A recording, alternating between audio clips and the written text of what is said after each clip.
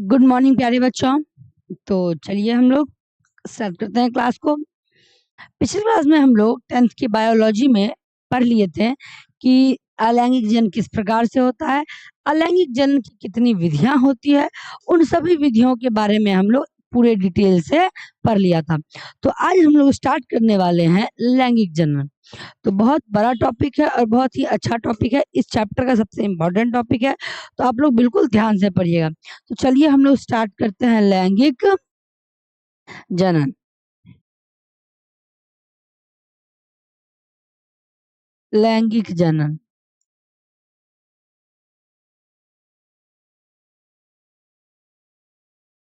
English में इसे कहा जाता है सेक्सुअल रिप्रोडक्शन।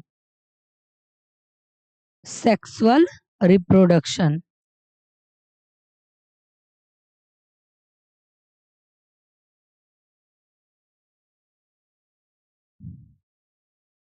लैंगिक जनन यानी कि सेक्सुअल रिप्रोडक्शन। तो बच्चा लोग देखिए, यहाँ पे ध्यान से समझिए कि जो ये लैंगिक जनन की क्रिया होती है, इसमें हम लोगों ने पहले ही पढ़ लिया है कि कितने जीवों की आवश्यकता होती है। तो आप बोलिएगा क्या कि 2 जीवों की आवश्यकता होती है। अच्छा एक बात बताइए, क्या ये एक अकेला बैल क्या एक बछड़े को पैदा कर सकता है, बच्चे को जन्म दे सकता है? तो आपका कहना होगा नहीं। क्या एक अकेली मुर्गी चूजे को जन्म दे सकती है? तो नहीं। इसके लिए क्या होगा, मुर्गी और मुर्गी दोनों का होना बिल्कुल क्या होता है, आवश्यक होता है। वैसे ही गाय और बैल दोनों का बिल्कुल होना क्या होता है, आवश्यक होता है। देखिए, तो इन दोनों के मिलन से ही क्या बनता है, शिशु का निर्माण होता है। तो जनन की वैसी प्रक्रिया जिसमें 2 जीवों की आवश्यकता होती है, उसे हम लोग क्या कहते हैं, तो उसे लैंगिक जनन कहते हैं। तो अब इस बात को समझिए कि लैंगिक जनन में आखिर नर और मादा के ऐसी किन चीजों की आवश्यकता होती है। तो हम लोगों को पढ़े हैं कि लैंगिक जनन में नर और मादा दोनों की आवश्यकता होती है। बेसिकली आवश्यकता किसकी होती है, नर के युग्मक की और मादा के भी युग्मक की।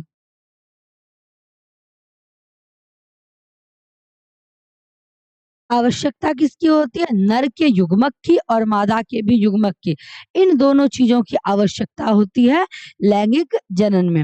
अब नर युग्मक और मादा युग्मक ये क्या होता है, समझिए बात को। देखिए, इन्हें ना नर युग्मक और मादा युग्मक को सम्मिलित रूप से जनन कोशिका कहा जाता है। इन्हें क्या कहा जाता है, तो इन्हें कहा जाता है जनन कोशिका। अब देखिए, इन्हें जनन कोशिका कहते हैं। अब ध्यान से समझिएगा। मनुष्य के शरीर में जो होता है वो गुणसूत्र की संख्या 46 होती है। मनुष्यों के शरीर में गुणसूत्र की संख्या कितनी होती है, तो गुणसूत्र की संख्या होती है 46। परंतु ये जो गुणसूत्र होते हैं सदैव जोड़े में उपस्थित होते हैं। तो हम लोग को पता है कि एक जोड़े में कितने होते हैं, तो एक जोड़े में 2 होते हैं। तो अगर टोटल संख्या में 46 है, तो अगर जोड़े का बात किया जाए तो ये कितना जोड़ा होगा, तो आप कहिएगा क्या कि ये 23 जोड़ा होगा। बिल्कुल सही। तो गुणसूत्र की संख्या जो मनुष्यों में होती है ये सिंपली 46 होता है, लेकिन जोड़े में अगर पूछा जाए तो जोड़े में ये कितना जोड़ा होता है, तो जोड़े में ये 23 जोड़ा होता है। तो देखिए, अब ये जो 46 गुणसूत्र है, ये 46 गुणसूत्र जो है ये शरीर की प्रत्येक कोशिका में पाया जाता है। किसी भी कोशिका में आप लोग 9th क्लास में पढ़े होंगे, ये कोई भी कोशिका होता है उसका एक केंद्रक होता है। मान के चलिए ये कोशिका है, इस कोशिका का ये केंद्रक है। इसी केंद्रक में उपस्थित होता है ये गुणसूत्र। केंद्रक में उपस्थित होता है क्रोमेटिन जालिका और उसी क्रोमेटिन जालिका से निर्माण होता है गुणसूत्र। इसको इंग्लिश में बोला जाता है क्रोमोसोम। चूंकि इसका निर्माण क्रोमेटिन से हुआ है, इसीलिए इसे क्या बोला जाता है, तो इसलिए इसे क्रोमोसोम बोला जाता है। कोई दिक्कत नहीं बच्चा लोग। चलिए, इतना बात आ गया समझ में कि 46 गुणसूत्र पाया जाता है मनुष्यों में, नर में भी और मादा में भी। प्रत्येक जीवों में कितना गुणसूत्र पाया जाता है, 46 गुणसूत्र। इस 46 गुणसूत्र में से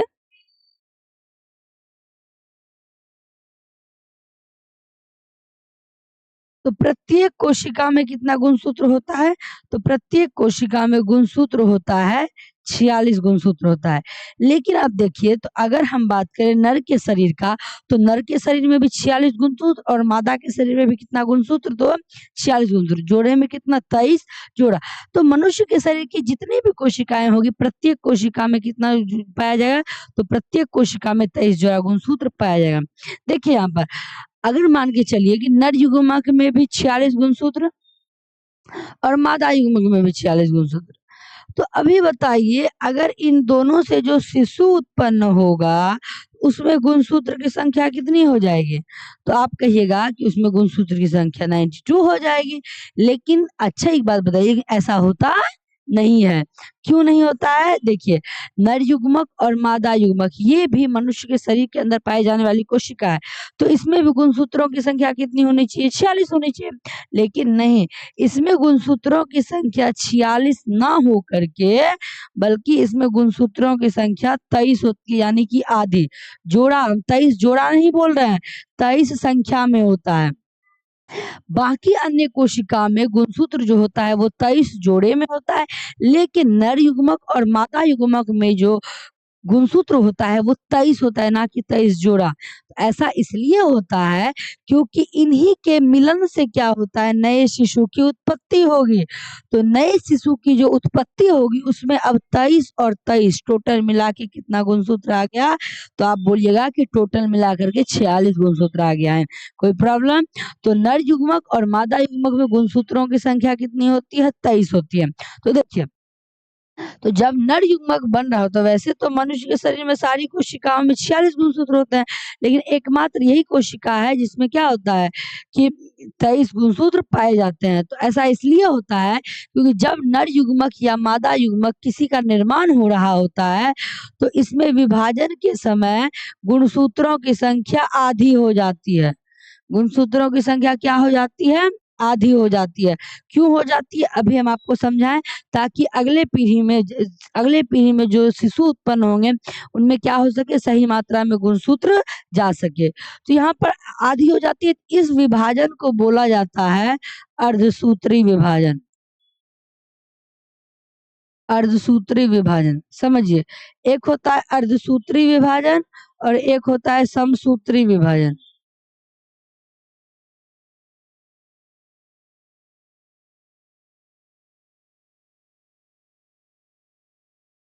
अर्धसूत्री विभाजन और समसूत्री विभाजन। अर्धसूत्री विभाजन का तात्पर्य होता है कि जितना भी गुणसूत्र की संख्या है, विभाजन के बाद गुणसूत्र की संख्या आधी आधी हो जाती है।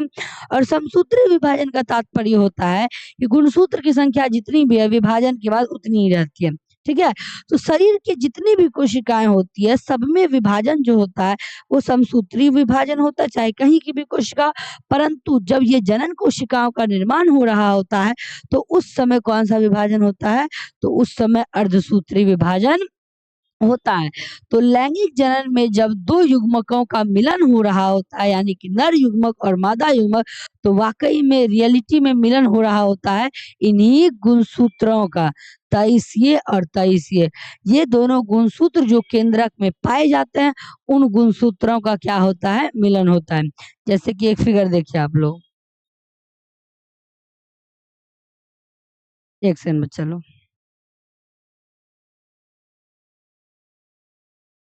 देखिए, अगर हम इस फिगर को ध्यान से देखेंगे तो ये नर का युग्मक है, मनुष्य में पाया जाने वाला नर का युग्मक, और ये मादा का युग्मक है, यानी कि ये नर युग्मक है या मादा। इसके बीच में अगर आप मादा युग्मक को ध्यान से देखिएगा तो इसके बीच में आपको ऐसी संरचनाएं दिख रही होगी, यही है गुणसूत्र। यही संरचनाएं क्या है, तो यही संरचना है गुण सूत्र। जब इन दोनों का मिलन हो रहा होता है, तो वाकई में मिलन इनके बीच में पाए जाने वाले गुणसूत्र, और ये है हमारा शुक्राणु, इसमें इसके बीच में पाए जाने वाला गुणसूत्र का मिलन होता है। और हम आपको बताए थे पिछले क्लास में कि जीवों में सबसे बड़ी कोशिका होती है सबसे बड़ी कोशिका अगर मनुष्यों में पूछा जाए तो अंडाणु, और सबसे छोटी कोशिका क्या होती है, शुक्राणु होती है। देखिए, तो किसी भी जीव में क्या होता है, जो मादा युग्मक होती है वो गतिशील नहीं होती है, बल्कि वो अगतिशील होती है। वो कैसी होती है? तो वो अगतिशील होती है। वहीं नर युग्मक कैसे होते हैं? तो नर युग्मक गतिशील होते हैं। तो नर युग्मक कैसे होते हैं? नर युग्मक गतिशील होते हैं। और नर युग्मक में पाया जाता है, मनुष्य के नर युग्मक में पाया जाता है माइटोकॉन्ड्रिया।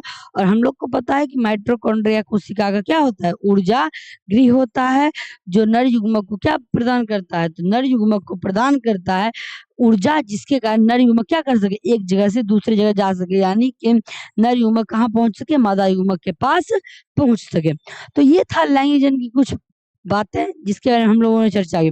तो आज हम लोगों का टॉपिक रहने वाला है कि पुष्पी पौधों में आखिरकार लैंगिक जनन कैसे होता है। पिछले क्लास में हम लोगों ने पढ़ा था कि पुष्पी पौधों में अलैंगिक जनन की बहुत सारी विधियों से भी क्या कर सकते हैं हम लोग? फूल फल को उगा सकते हैं, नए पौधों को उगा सकते हैं। तो आज हम लोग पढ़ेंगे कि पुष्पी पौधों में किस प्रकार से लैंगिक जनन की प्रक्रिया होती है। चलिए हम लोग देखते हैं। देखिए, आप लोग पुष्प तो हमेशा डेली देखे होंगे। ये है अड़हुल का पुष्प, जिसको आप लोग अपने आसपास बहुत हमेशा देखते होंगे। तो अड़हुल का जो पुष्प होता है उसमें कुछ संरचनाएं होती है। हम लोग उस संरचना को पहले समझते हैं। समझिए यहाँ पे देखिए,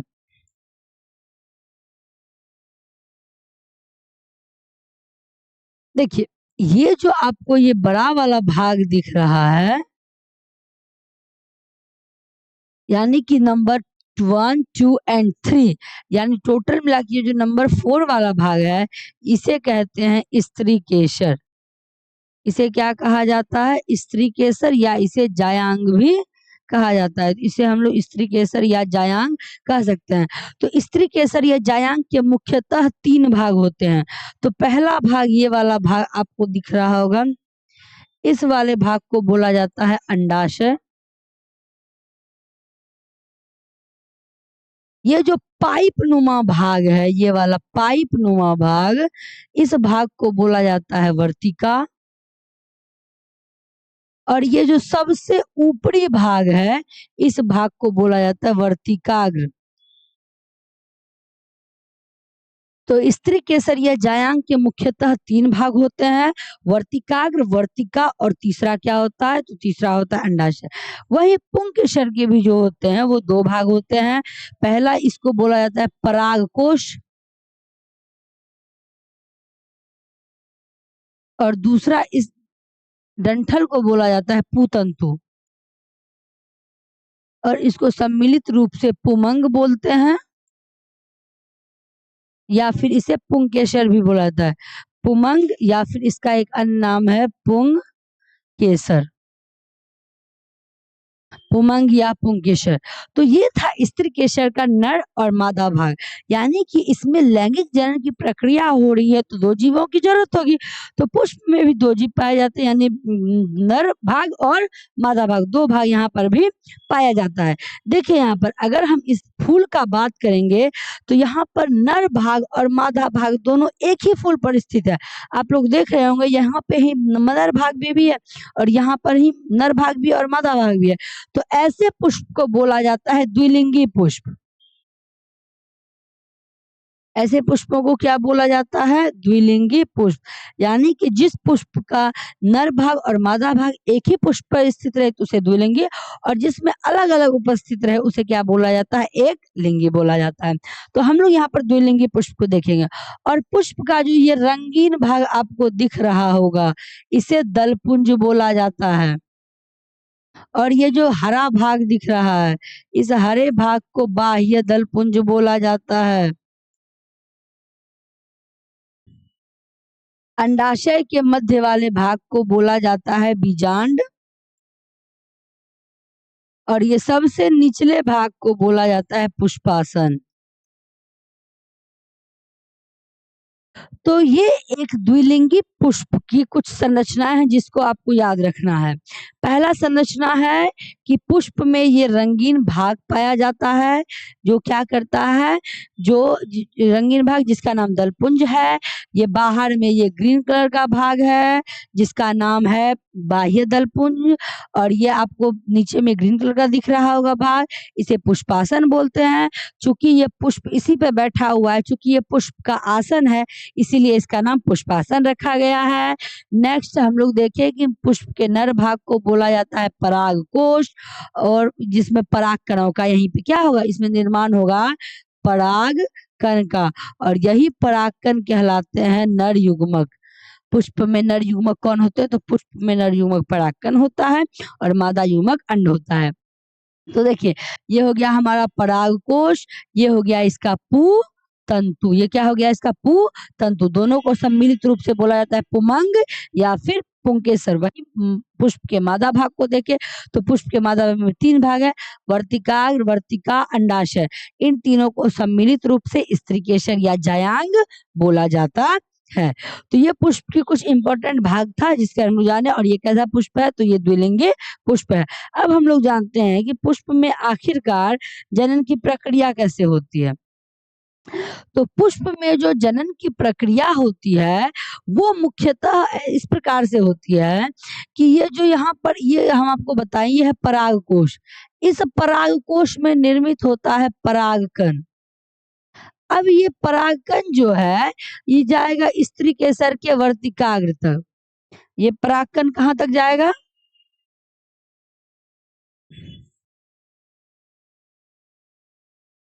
देखिए अच्छे से समझते हैं। इसमें जो परागकण उत्पन्न हुआ वो परागकण अब जाएगा स्त्री केसर के वर्तिकाग्र तक। तो स्त्री केसर के वर्तिकाग्र तक ये जाएगा, उसके पश्चात ही क्या होगा, ये इस पाइप से होते हुए ये पहुंचेगा किसके पास, तो ये पहुंचेगा अंड कोशिका के पास। जो अंड कोशिका बीजांड यानी अंडाशय के अंदर स्थित बीजांड, और उस बीजांड के अंदर में अंड कोशिका स्थित रहती है। अब सवाल ये आता है कि आखिरकार ये जाएगा कैसे। ये जो है हमारा परागकण इस परागकोश में बना हुआ, ये परागकोश से परागकण निकलकर स्त्री केसर के वर्तिकाग्र तक पहुंचेगा कैसे, तो इसके पहुंचने की क्रिया को परागन कहा जाता है। इसके पहुंचने की क्रिया को क्या बोला जाता है, परागन। तो यहाँ से एक परागन की परिभाषा हमें मिली कि परागन किसे कहते हैं, तो पराग कोश से पराग कण का निकलकर स्त्री केसर के वर्तिकाग्र तक पहुंचने की क्रिया क्या कहलाती है, तो परागन कहलाती है। ठीक है, तो अब ये परागन होता कैसे है, तो ये जो परागन होता है ये 2 प्रकार का होता है। पहला होता है स्वपरागन और दूसरा होता है परपरागन। पहला होता है स्वपरागन और दूसरा होता है पर परागन। अब हम समझते हैं कि स्वपरागन कैसे क्या होता है और पर परागन क्या होता है। तो स्वपरागन क्या होता है कि जब ये जो पुष्प में स्थित है ना परागकण, ये स्वयं ही अपने आप ही कहाँ पहुंच जाता है, बिना किसी की सहायता से। कभी अगर बाय चांस दोनों मिला तो अपने आप क्या होता है, ये इसका परागकोश निकल के इसके स्त्री के परागकण निकल के स्त्री केसर के वर्तिकाग्र तक पहुंच जाता है। तो पहला तो ये हो गया। दूसरा होता है, तो अब पूछ रहे परागन 2 प्रकार के, स्वपरागन और परपरागन। तो स्वपरागन किसे कहेंगे, तो स्वपरागन कहेंगे जब परागकण परागकोश से निकलकर स्वयं ही स्त्री केसर के वर्तिकाग्र तक पहुंच जाता है, तो इसे स्वपरागन कहा जाता है।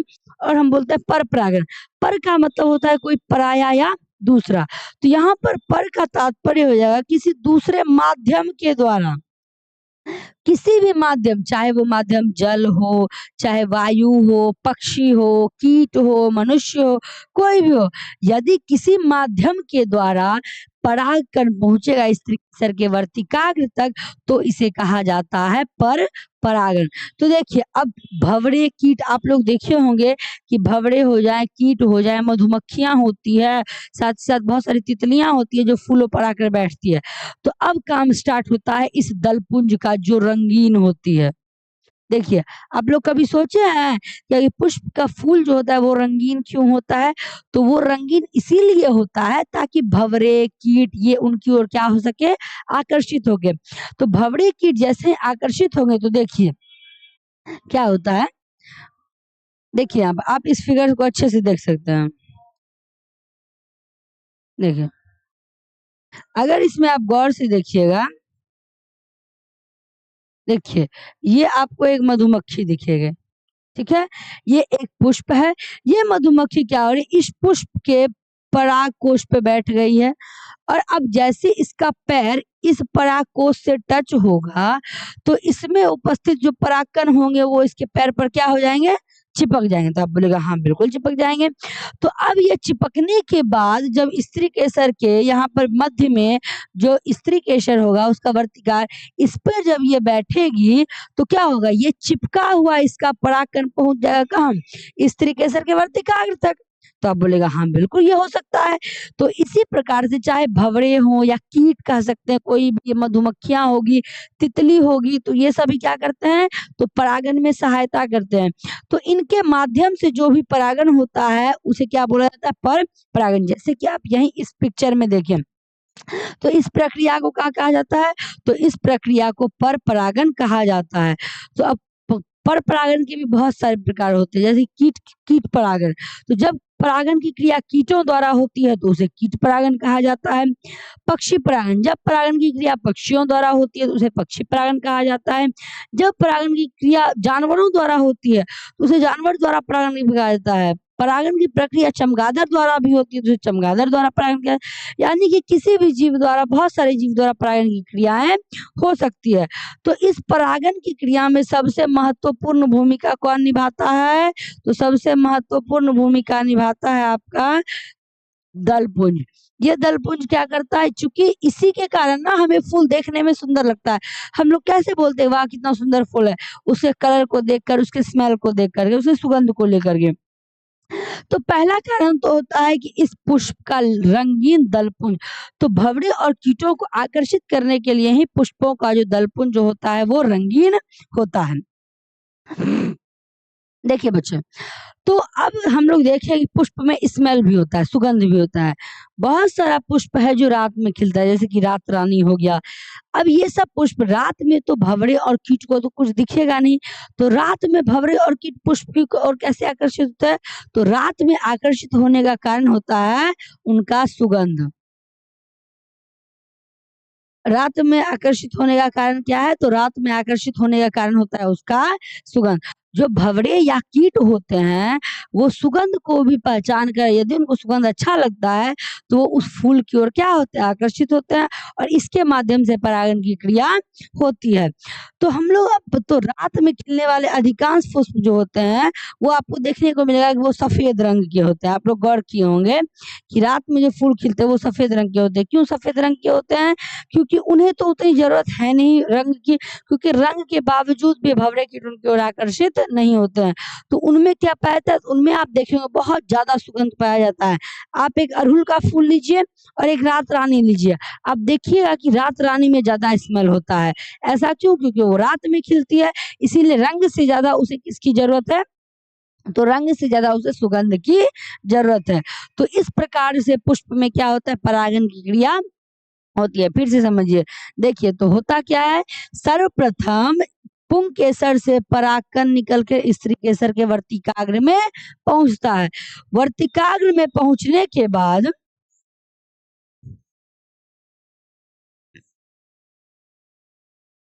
देखिए वर्तिकाग्र में ये जैसे ही पहुंचता है तो ये वर्तिका से होते होते होते होते बीजांड के अंदर उपस्थित होता है अंड कोशिका, और उस अंड कोशिका से जाकर के ये क्या हो जाता है, निषेचित हो जाता है, और निषेचित होकर निर्माण करता है भ्रूण का। निषेचित होकर किसका निर्माण करता है, भ्रूण का निर्माण करता है। ये जो बीजांड होता है आप लोग समझ लीजिए, इस बीजांड में 3 कोशिकाएं ऊपर होती है और 3 कोशिकाएं नीचे होती है, और 1 कोशिका बीच में होती है। तो टोटल कितनी कोशिकाएं होगी, तो आप बोलेगा 7। 3 ऊपर, 3 नीचे और 1 बीच में, टोटल कितनी कोशिकाएं हो गई, 7। लेकिन ऊपर वाले तीनों में एक एक केंद्रक रहता है, नीचे वाले तीनों में भी एक एक केंद्रक रहता है, लेकिन बीच वाले में केंद्रक की संख्या कितनी रहती है, तो बीच वाले में केंद्रक की संख्या 2 रहती है। तो इसीलिए बीजांड को 7 कोशिकीय 8 केंद्रक, याद रखिएगा, बीजांड को बोला जाता है 7 कोशिकीय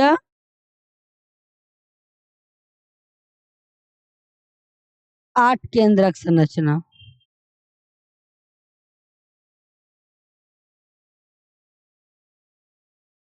सात कोशिकीय आठ केंद्रक संरचना किसे बोला जाता है? सात कोशिकीय आठ केंद्रक संरचना बीजांड को बोला जाता है। अब यहाँ पर परागण की क्रिया हो गई।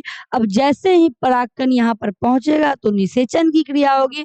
निषेचन के पश्चात नर युग्मक और मादा युग्मक आपस में मिलेंगे और मिलने के बाद निर्माण हो जाएगा किसका? तो भ्रूण का।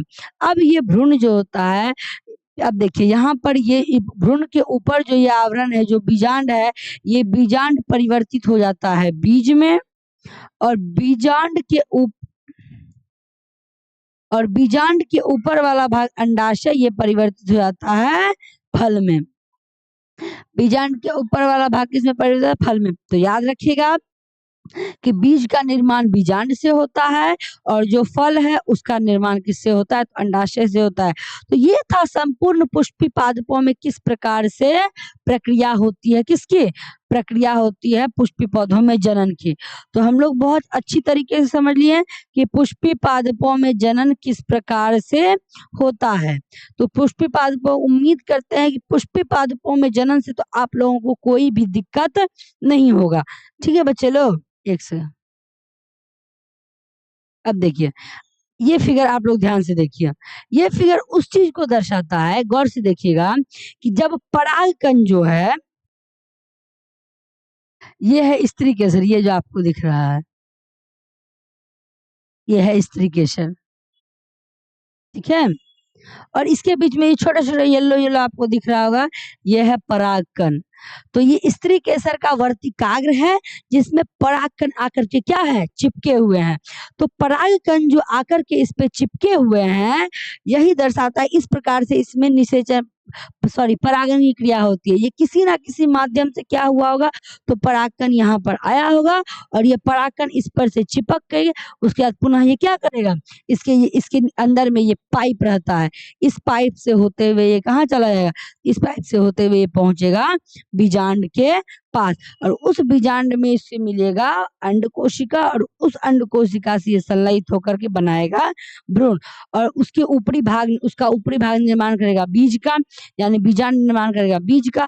बीजांड के ऊपरी वाला भाग अंडाशय, वो अंडाशय निर्माण करेगा किसका? अंडाशय निर्माण करेगा फल का।